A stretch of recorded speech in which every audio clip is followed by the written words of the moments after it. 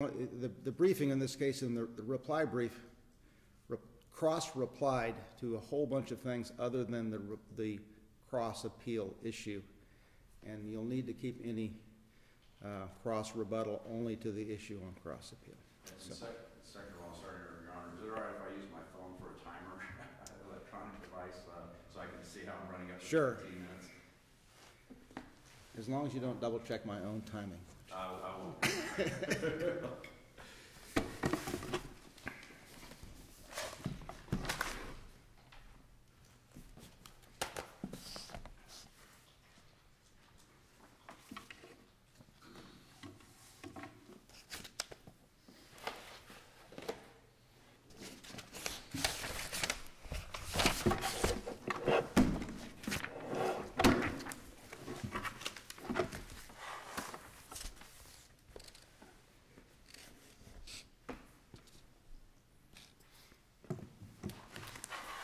May it please the court, counsel.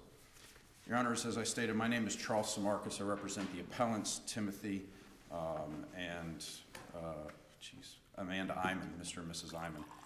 We have appealed the decision from the trial court that was adverse to Mr. and Mrs. Iman, and we raised a number of grounds. In review, the essential allegations in the lawsuit were that Mr. and Mrs. Iman failed to disclose a material defect in vacant land that was being purchased for a residence. Our initial argument is that there is no duty to disclose under Florida law material defects in vacant land, even if it's for residential purposes. We've outlined in the brief various developments in the law, going from obviously caveat emptor into the Gable case, where there were implied warranties of fitness for merchantability, and then ultimately the Johnson v. Davis case, which held that on new and used homes there was a duty to disclose material defects that affected the value of the home. The second portion of the argument that I'm making is that the lower court also erred in ruling against the Imans on the law and the facts that were being applied to the law, specifically that the Sullivans failed to prove that the Imans had actual knowledge of a defect in the property. As this court has ruled on numerous occasions, and we cited in the brief, it is not sufficient to say that it appears there's knowledge or they should have known, but the proof has to be actual knowledge of a defect, and that the defect also has to relate to the value of the property. In this case, there's a huge distinction, and we put a chart in the record to show, factually speaking, the only evidence that existed was that Mr. Iman had filled the property, and the fill that he had put on the property came out as a result of removing Brazilian peppers. And that the property, when you saw the fill, or when the Imans had finished the fill, it was sandy area and it was a different color than the rest of the property. But these records are digital, which always is a challenge for us in trying to especially look at the exhibits and whatnot. In the area where they plan to build their home, what is the depth of the fill? There was none. There was no fill. That's a critical fact, Your Honor. There was no fill in the area where he was building the home. In fact, I cited in the brief, and it's in the record, Mr. Sullivan testified the area where he was building the home was not the area that had been filled. And the experts had both said that the fill that had been placed there had come years before, and that there was no fill where he was going to build the home. What happened was, in order to get the permit to build the home, he had to get borings. And there's a whole part of the record about whether his contractor actually provided him with the permit in time. But when he went to get the permit, he did the borings, and then he found out that there was muck, and muck defined is greater than, our expert, greater than 50% organic material. Well, I gather this lot is on Lake Tarpon. Salt Lake, Your Honor. It's not Lake Tarpon. It's. And how big is it physically? Your Honor, I don't know the actual dimensions of the lot. It's a fairly sizable lot. Part of it runs along the Salt Lake. Part of it runs back along. There's a drainage easement. Then there's some swampy area. So the fill that he put in is closer to the lake, and they were going to build closer to, I guess, what must be a roadside or something? Or I call it the rear of the lot that was away from a church, but toward the backside. And Your Honor, we had, and it's on page 25 of our brief, we had put in there sort of a drawing, a survey of the property, and it indicated, and we had Mr. Sullivan circle where he was going to build the house, and then there's an annotation where he wrote the sandy area, and the sandy area was the area that was filled by my client, and they're not attached. And that's one of the significant issues, because under Johnson v. Davis, and by the way, the allegation in the complaint, and he cited that in the brief, the allegation was that our clients filled, and that their fill didn't allow him to see that where he was going to build the house had muck. At trial, and we outlined that in the brief, he testified that allegation was not correct. There was no evidence, and he could not prove, and no witness could testify that our clients had filled where he was going to build the house. Let me interrupt you a second. Certainly. It seems from reviewing the transcript that your theory of defense is that there's absolutely no evidence that the specific area where this house was going to be constructed, not the other parts of the property, there was no fill placed in that specific area by your clients. Yes.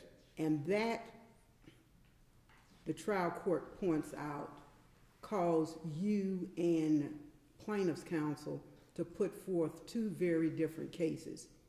Yes. Plaintiff seems to be saying, I am entitled to the use of my entire property.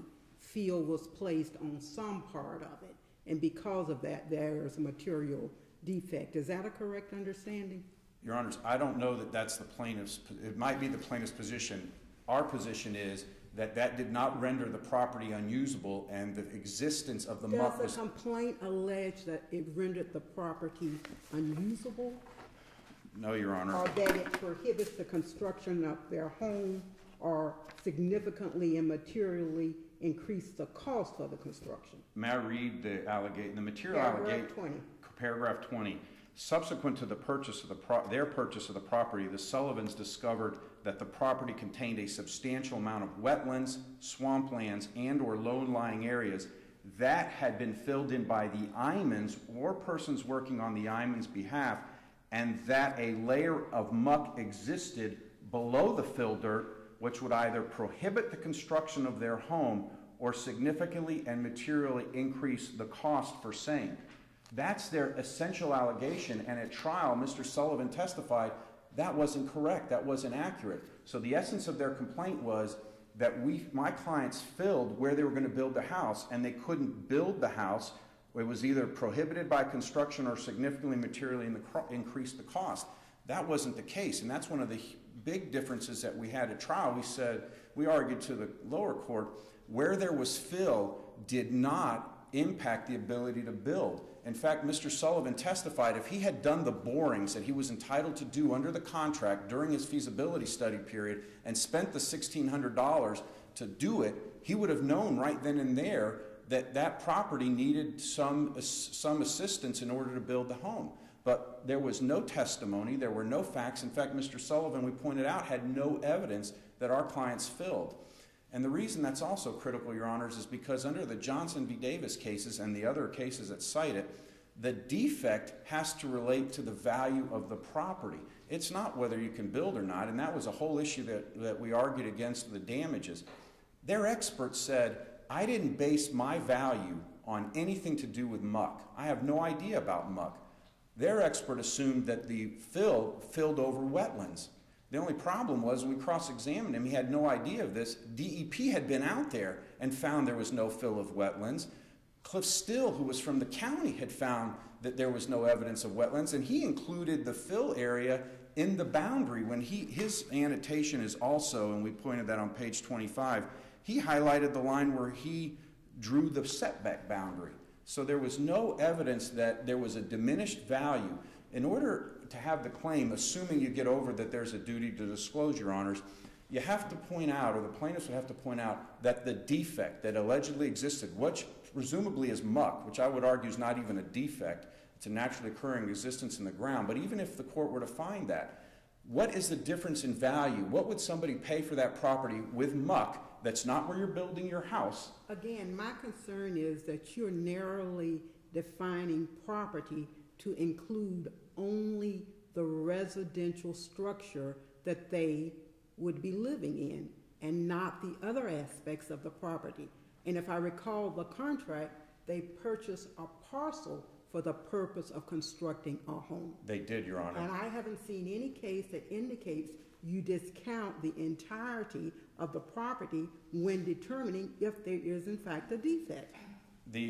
Well, I don't know that there's a case that will say specifically that, but what the cases say is that defect has to tie into the value. What is the value of that lot with the existence of the muck that's not where you're going to build the home? When you're valuing a home, do you look at simply the residential structure that they live in? Or do you look at the parcel as a whole? Well, Judge, I would argue that you would look at more than just that at value. You look at the location. Is it near a school system? Is it near a congested road? Is it near an electric utility power line? There's many factors that go into value. That's why we have argued their damage claim is insufficient to support the amount that was awarded by the court, because the appraiser didn't say, I took into account what somebody would pay. So, Your Honor, somebody might buy, and Mr. Sullivan, if we pointed this out, he listed that property when he knew of the existence of the muck for $80,000 more than he paid for it. That's why the value cannot be discounted to say, arguably somebody might say, look, I don't care that there's muck that's been filled. The county told me no violation. DEP told me my kids can play soccer out there. I can put up a swing set out there. I'm building my house on the other side of the property. And by the way, I still have the view over the water, which is the critical element generally for waterfront property. So all of those factors still exist. That's why the value becomes critical in relationship to, do you have a damage award? So I would argue that in response, value is much more than just what is on the property. It's greater than that, and that's why that's a secondary critical element. We kind of jumped you to your second issue pretty quickly. I'd sort of like to go back to the first issue for at least a few minutes before you sit down. Sure. Then the issue of whether there's a duty. Application of Johnson versus Davis to this is a sale between just personal owners of one lot to people buying one lot. Is there anyone who would be regarded as being commercial in this transaction? Your Honor, I don't believe that anybody would be regarded as commercial. Mr. Thompson may point out that my client had bought and sold property in the past, but the only testimony is that Mr. Iman had filled it and then they changed their mind to build somewhere else, and that the Sullivans, I cannot argue they were commercial in any manner. I think that, and the contract points out it's for a residential property.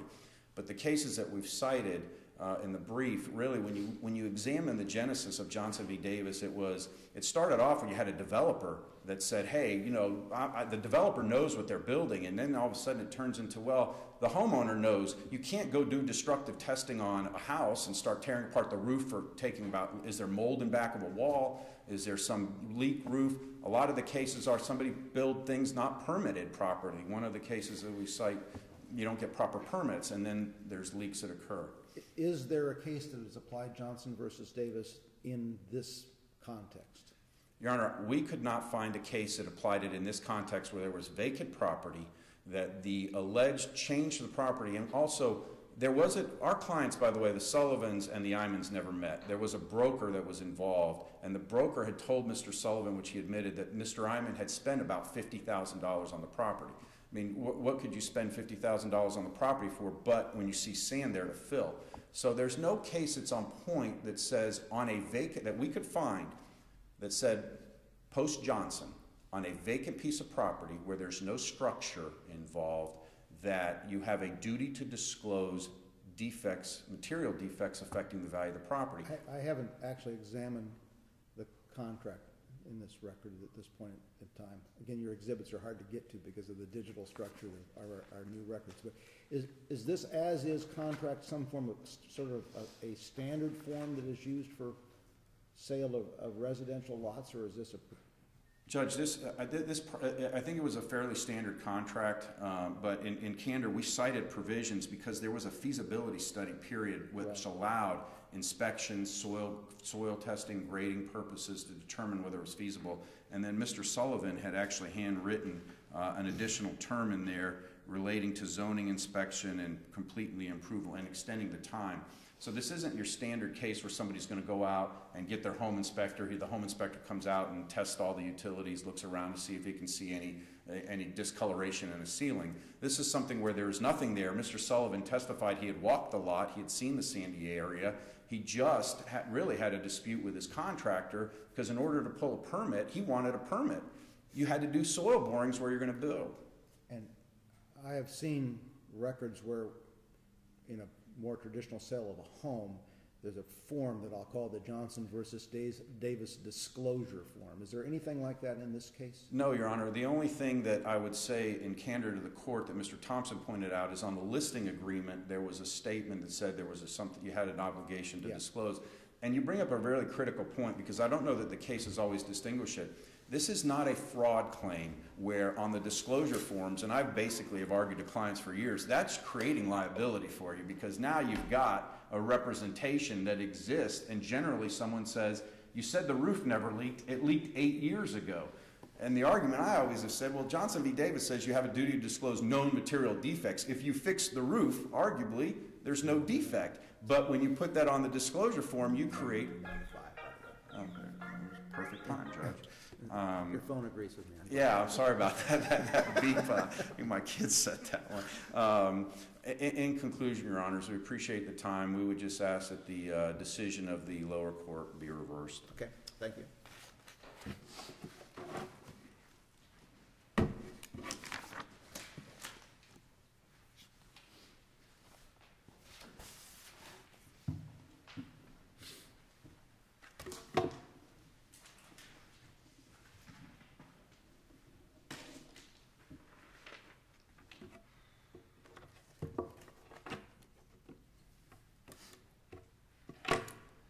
May it please the court. Good morning, Your Honor, opposing counsel. I'm Steve Thompson. I represented Alonzo and Wendy Sullivan at the trial of this matter. And Your Honor expressed the first issue that I'd like to address today, and that is the duty to disclose under Johnson v. Davis and whether it's applicable to the vacant land that's at issue in this case. The appellants rely primarily on two cases in their brief. They rely on the Gable decision and they rely on the prior decision known as Conklin versus Hurley.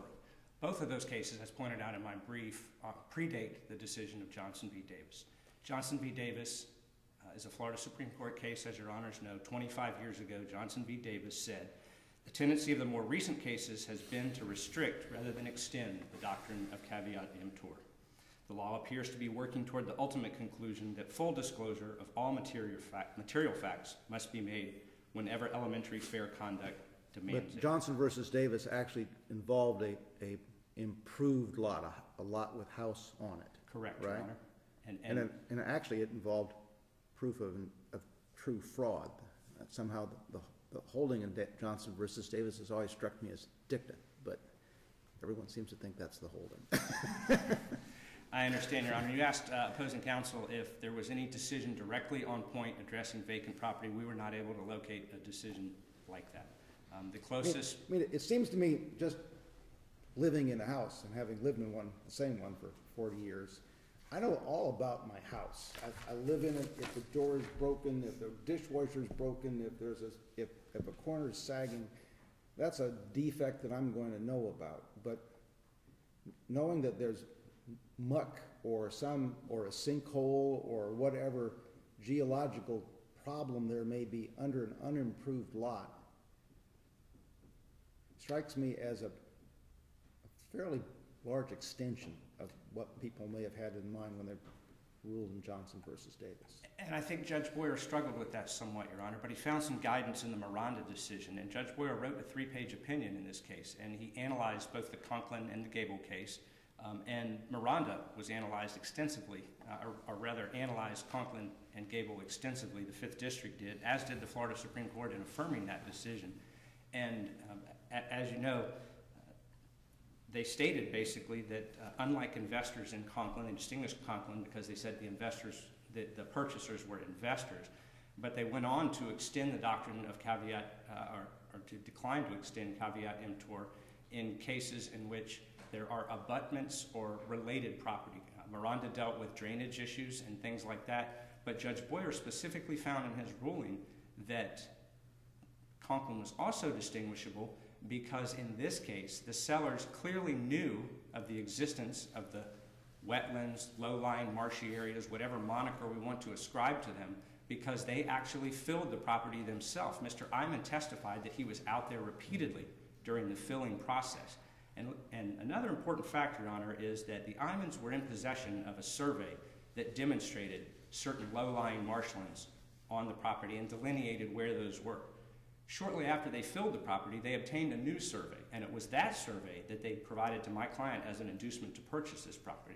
That survey, of course, because it was after the filling, shows considerably less low-lying wetlands and marsh area than the prior survey. So they had both constructive knowledge and actual knowledge of the filling in. And that's because they'd been filled. That's because it had been filled, Your Honor. And why is that a defect? It's a defect for a couple of reasons, really threefold. First of all, our expert engineer testified that there was muck in the low-lying areas that were filled, and that muck was covered with a recent level of between 2.5 to 5 feet of fill. And I wasn't clear before the oral argument, but apparently that's not the area that you're planning to put a structure on. That particular area where he found that was not the area where the home was planned. Who cares whether there's muck underneath the fill in the side yard? Well, it could be buildable. The value of a vacant lot is determined by what buildable property exists and what buildable property doesn't exist. The parcel was in excess of 2 acres. There was actually a pond on a... But how did this cause $66,000 worth of damage to your client? That particular filling in that area did not cause the $66,000 worth of damage. So what did? What caused it was their failure to disclose that there was significant lowlands that had been filled in on the property. Had my clients been aware of that, and there was a testimony of my client's builder at trial, they would have obtained a subsurface soil boring examination prior to purchasing the property. If the sellers had disclosed what had been done to the property, my client would have been placed adequately on notice of those facts. They're buying a lot that's adjacent to a lake, and they don't think there may be muck on the property? Well, Your Honor, if you look at the survey that was included in appellant's brief, you'll see that it's a very long, thin parcel. The lake is at one end, and there's a pond in the other end. They were building on what they believed to be the uplands or highlands of the property. Which is not the area where they filled, apparently. That's correct. So as far as the part where they intended all along to build, how did this impact that chunk of the land? Because they were not aware of the fact that muck exists below that portion. On the other part, where they're not going to build. Okay. No, So what does your expert say the diminished value of the front yard is because there's muck 4 to 6 feet underneath the grass? Our expert was an appraiser, and our appraiser took the original survey, which the Imans had, and compared it to the survey which they later obtained, and rendered an opinion that the value of the property based on the original survey pre-filling was $79,250 less than it appeared to be after the filling. And he did that using a mathematical formula that's accepted in the appraisal industry to be applied towards buildable and what uplands. was the reason for that? They did improvements to the property to make it higher and drier, and why did that decrease the value on areas where no one was going to build? Well, aesthetically, it changed the property. But secondarily, aesthetically, you could see that. Anything that's aesthetic would be open and obvious to the purchaser. My client testified that he walked the property 6 months after the filling, and though he saw some sandy areas, it was mostly grassy where he walked, and he was not aware of the filling on the property. And it's undisputed that the Imans never communicated the filling of the property to my client. I want you to go back again and tell me what specific defects you were relying upon at trial. It's a difficult question, Your Honor. It's something we struggle with at trial.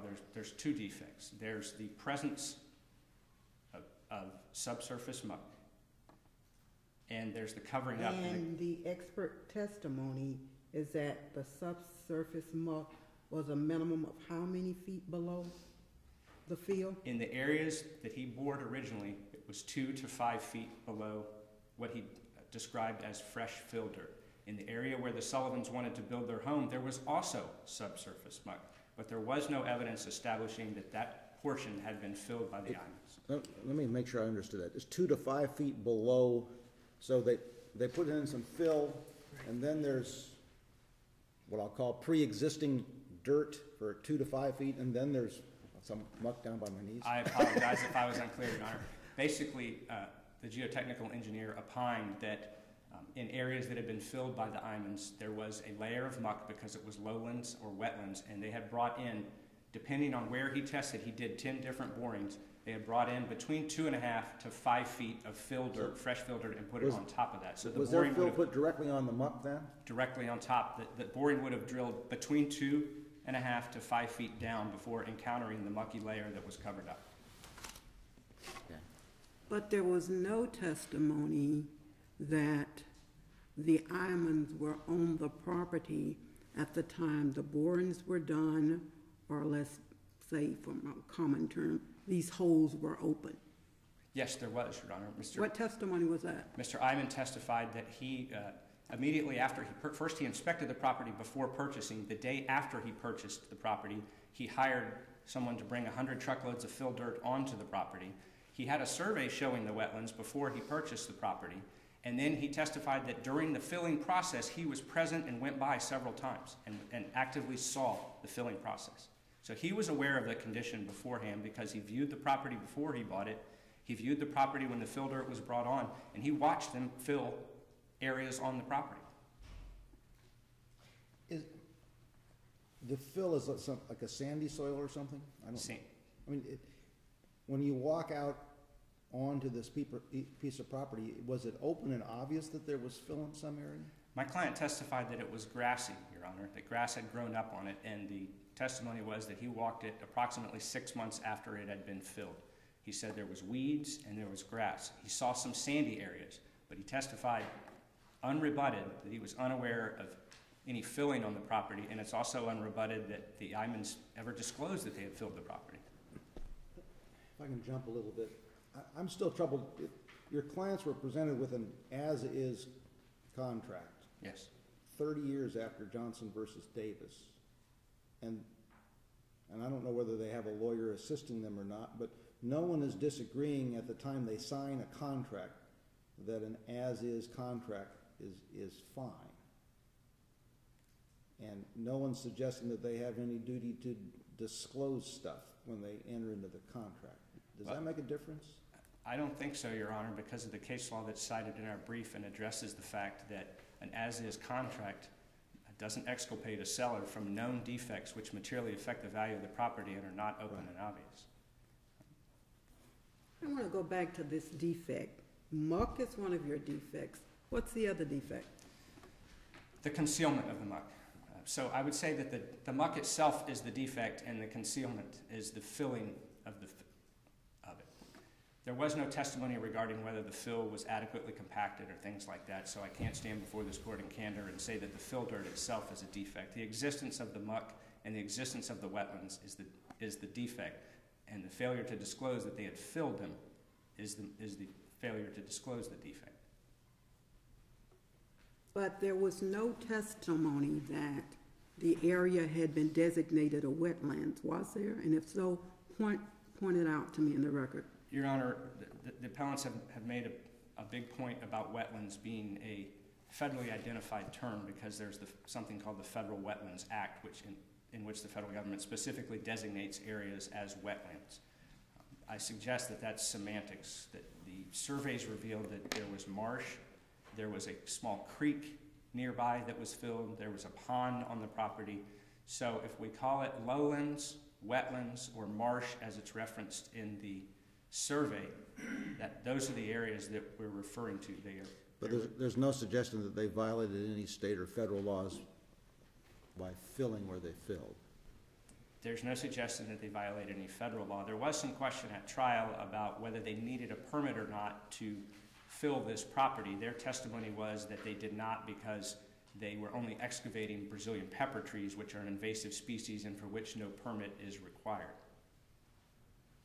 Was there testimony from anybody qualified that they needed a permit to put this fill in? There was actually testimony from the county that if that's all that had been done, no permit was necessary. Okay. If I may, Your Honor, I'd like to address the issue of damages. Sure. The trial court found, apparently based on an estimate by Avalon Builders, my client's contractor, that the damages as a result of the failure to disclose were $65,000.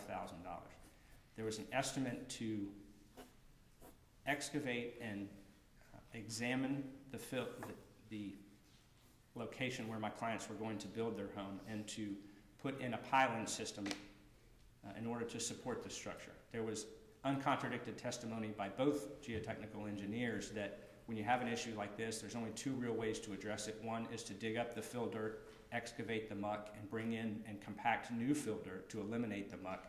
Or two, to build a subsurface structure such as a piling structure that will support the weight of a home where muck exists.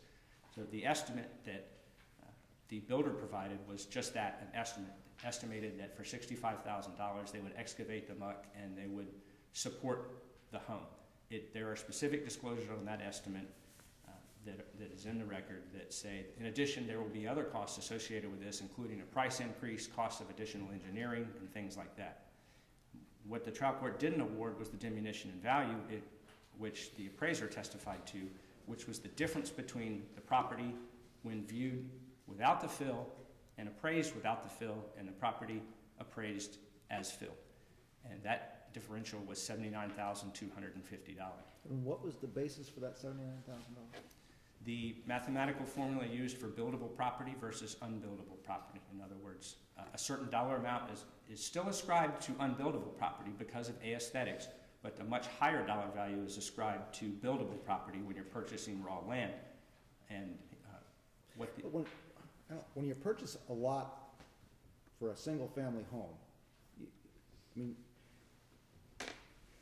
if it's 5 acres or 1 acre or half an acre, you don't build a 5-acre home. You're planning a normal-sized home, and apparently this lot is ample size to put a normal-sized home in a spot where people desire it, where your client even chose to have it, which is not where this fill is, apparently. But I think it's an objective standard, Your Honor. It's not where my client elected to put the home. It's what is the value of this property? Where can I put a home on it? When you're valuing raw land, you have to ask, where can a structure be located? What other structures can be put on the property? Can we put a pool? Can we put a driveway? Can we put a pool house?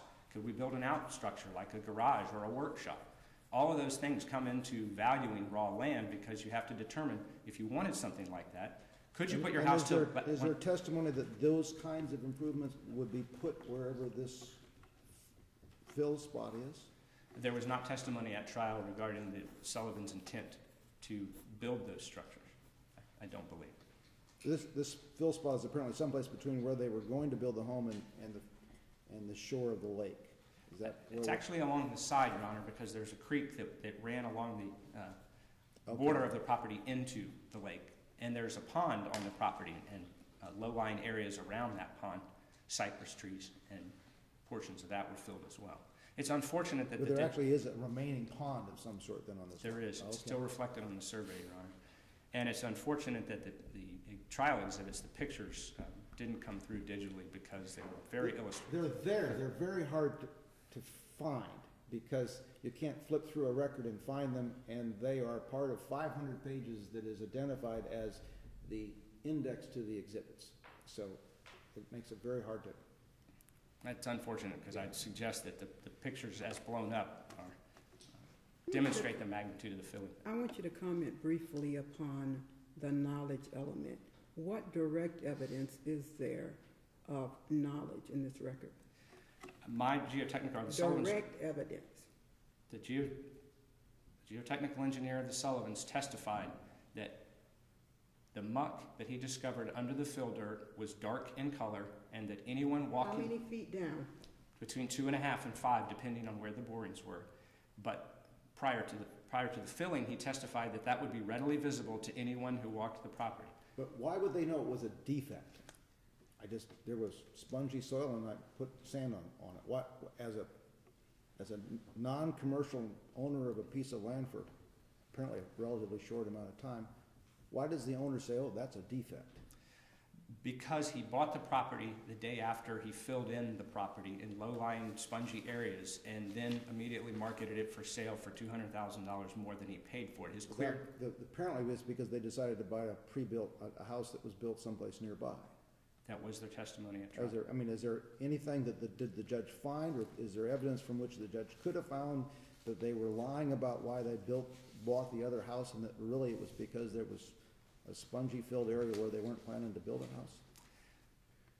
My recollection is that there was some controversy about when they entered a contract for the purchase of their new house versus when they began marketing this property, but I don't want to make any misrepresentations to the court. All right. In conclusion, Your Honor, I would like to address the damages issue one more time, and unless the court would like to hear further argument on the application of Johnson v. Davis. Go ahead on the damages. Okay. Got a minute and a half here. I pointed out that the diminution in value, as this case determined in Spitali versus Smith, is one of the applicable methods for determining damages, and under that method, the appropriate measure of damages would have been first the appraisal's diminution in value as a result of the fill, which would have been $79,250. But an additional damage to my client, two additional damages, were one, that when they learned of the fill below, of the muck below where they wanted to build, that increased the cost of them to build significantly. The estimate was $65,000 with a minimum $5,000 on top of that. So at a minimum, that's an additional $70,000 worth of damages that my client suffered as a result of the failure to disclose. Additionally, they couldn't go forward because they didn't have the money to go forward for an additional charge of that much in building their home, and they lost a deposit in excess of $40,000, the exact amount is set forth in our brief. And they lost that contractually because the contract was very clear between them and their builder. If they didn't go forward with the building, down payments and deposits they had put forth with the builder would be forfeited. And the reason for that, of course, is that builders often incur costs associated with pulling permits, examining the property, and things like that. So those are additional elements of damages my client believes they're entitled to. Okay, thank you. I'm going to save you like 2 minutes for a cross rebuttal, but only on the increased damages issue, not on anything else. Thank you, Your Honor. Thank you.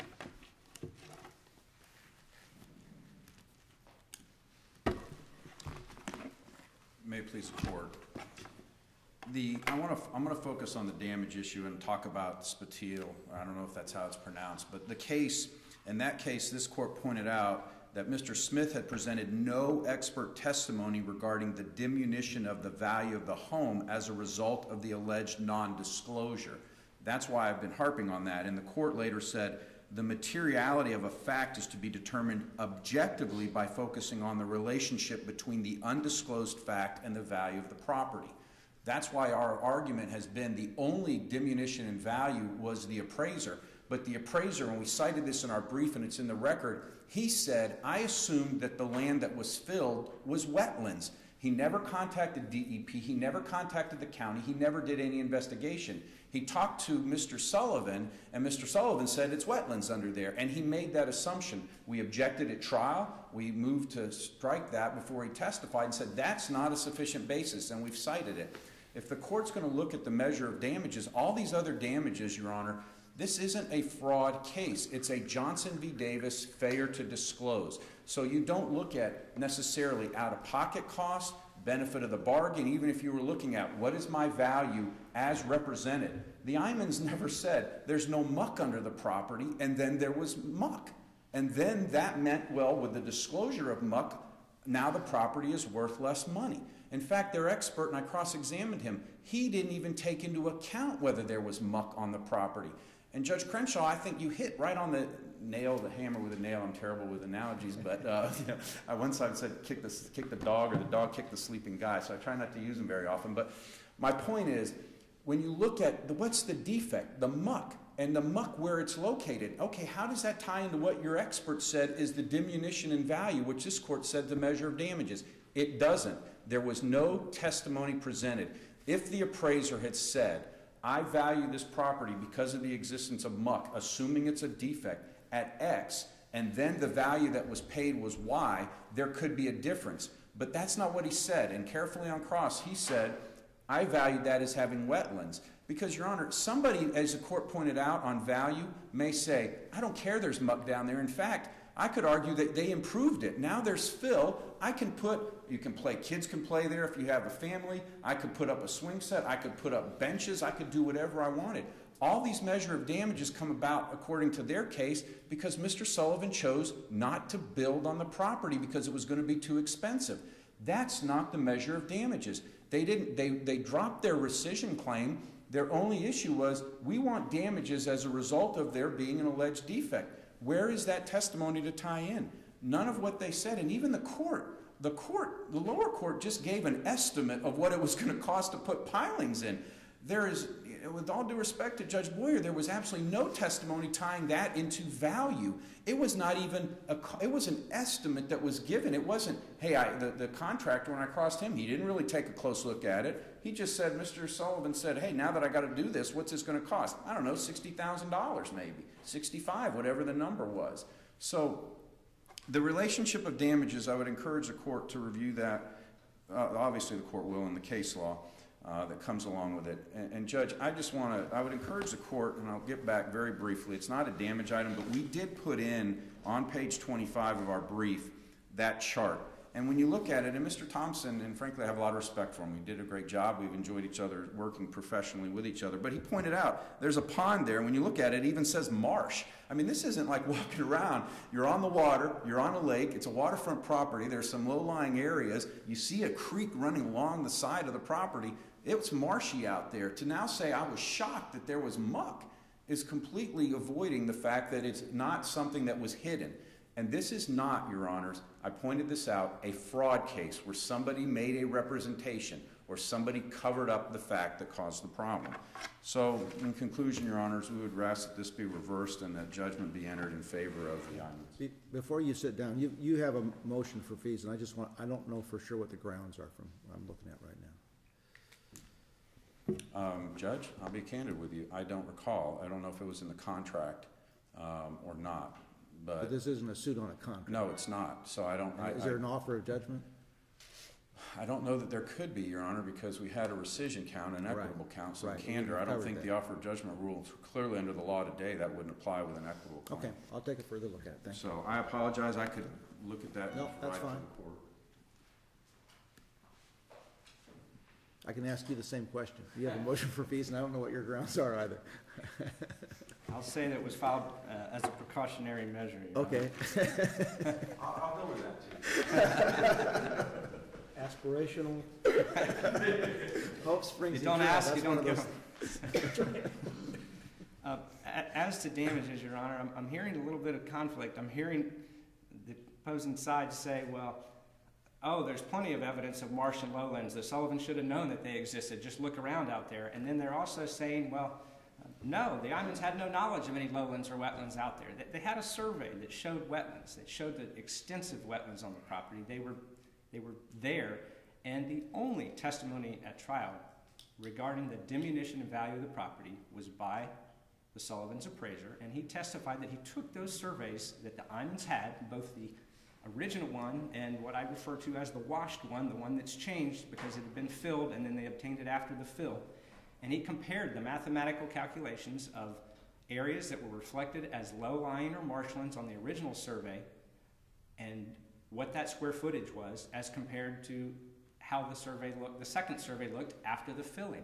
And he ran a mathematical calculation, as realtors do, and he came to the conclusion that the value of the property, if it had been marketed to the Sullivans without the fill dirt, would have been $79,250 less. That's the only testimony about diminution in value. There's no controverting testimony. They didn't put on any appraiser to contradict that testimony. So we have a licensed appraiser, an expert, testifying as to the diminution in the value of the property as a result of the failure to disclose. Opposing counsel focused a lot on the building, where the home was going to be. That's not the test. The test isn't where were the Sullivans going to build their home. The test is, was there a diminution in value in the property? Does it materially affect the value of the property? And the uncontradicted evidence by the only appraiser in the case is yes, it does, by $79,250, which I suggest is material given the purchase price of this property. Thank you, Your Honor.